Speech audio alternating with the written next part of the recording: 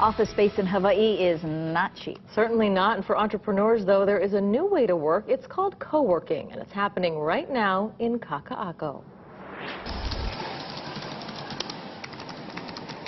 It's a familiar scene. Office workers getting things done, typing away on their computers, meeting in the conference room.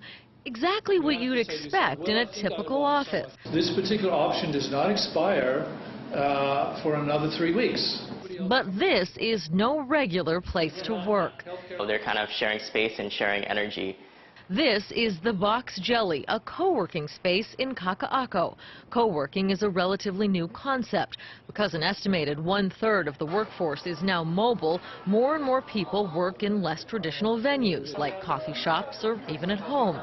Co-working spaces are like gyms, where you pay to work instead of working out. Like a gym, it's a membership. Like a gym, if you see someone working next to you and you're on Facebook, you feel kind of guilty. You're like, oh, okay, I should get back to work. Like, you know, the person that's like keeps going on the treadmill, you're like, okay, I got to keep going too. And speaking of treadmills, they've got one that doubles as a desk. You're just kind of rolling, doing some work. So these people have their own desk. Rei-chung Fujihara started the Box Jelly with a classmate from Chaminade 3 years ago. It's the first co-working space in Hawaii, but more have since opened. For him, the draw is deeper than Wi-Fi and desks. There's a community, so maybe you wouldn't necessarily have conversations with, people, at the coffee shop. But here, people tend to bump into each other enough that they start to learn a little bit more about each other, and we try to encourage that as well. That's exactly what keeps Jim DiCarlo coming here. He's an entrepreneur with a unique product. My business is the Bokashi bucket, and it's a kitchen composting system for the home. And so I was looking for ways to make compost, but do so in a way that was easy and didn't require too much work, and kind of got over some of the yuck factor. The business started in his backyard, literally. Here's a quick look at how it all works. You dump food scraps into the bucket, cover the mess with this mixture of enzymes and wheat germ. That breaks it down. After a while, the bucket is full. Let it sit, and eventually you have soil good enough to grow in. The Bokashi bucket is in 15 stores across Hawaii. Whole Foods sells it in another 45 stores on the mainland and growing.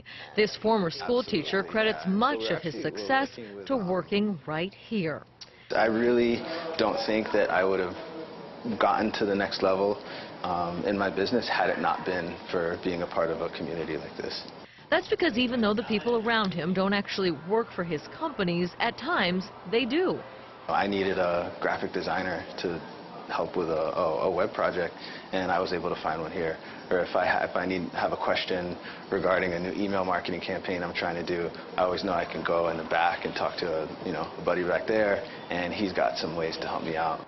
With his growing success, he now has the money to rent his own office space, but that is unlikely. Absolutely not. I mean, why pay more money to sit in a box by myself?